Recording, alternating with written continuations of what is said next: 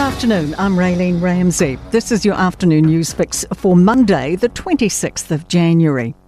The Prime Minister is calling for unity as misinformation spreads about Mount Mauganui's landslip as searches continue for 6 people caught at the unstable site. There's been speculation removing trees on Moao in recent years contributed. Chris Luxon says questions can be answered later. The people on the margins with their rhetoric, they just need to, frankly, keep it to themselves and focus on doing everything they can to support this community at this time. Fire and Emergency says it immediately notified the council after a call before 6 a.m. about slips on the mount, hours before the deadly landslide about 9:30 that day. The council claims it has no record the call was referred to them. A forecaster is giving his explanation for why much of the country has been robbed of a summer. NIWA says most regions have recorded less than 85% of their usual January sunshine, and rainfall's also well above normal. Weather Watch is predicting some warmth in the east this week, but more severe weather is possible next week.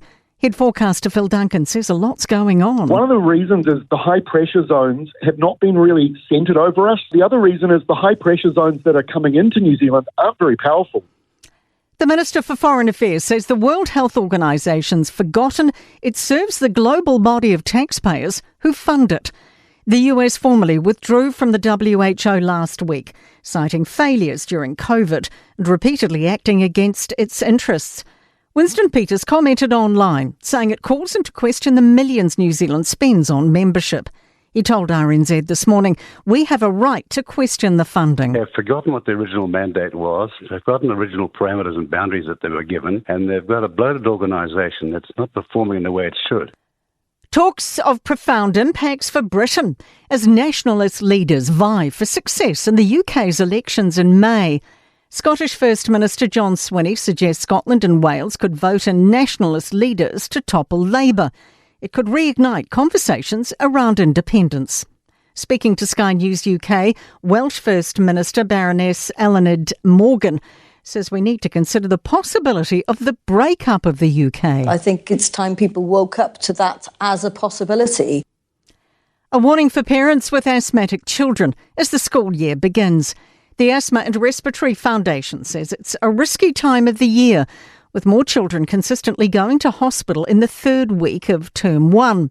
Chief Executive Letitia Harding says the combination of factors like changes in environment and routine create a perfect storm for attacks.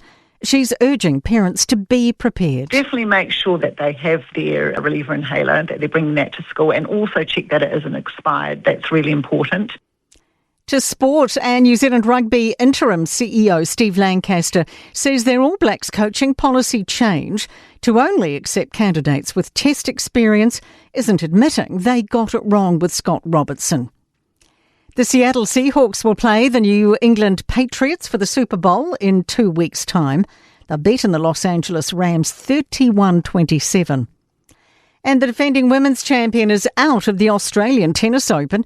Madison Keys has been beaten by fellow American Jessica Pegula.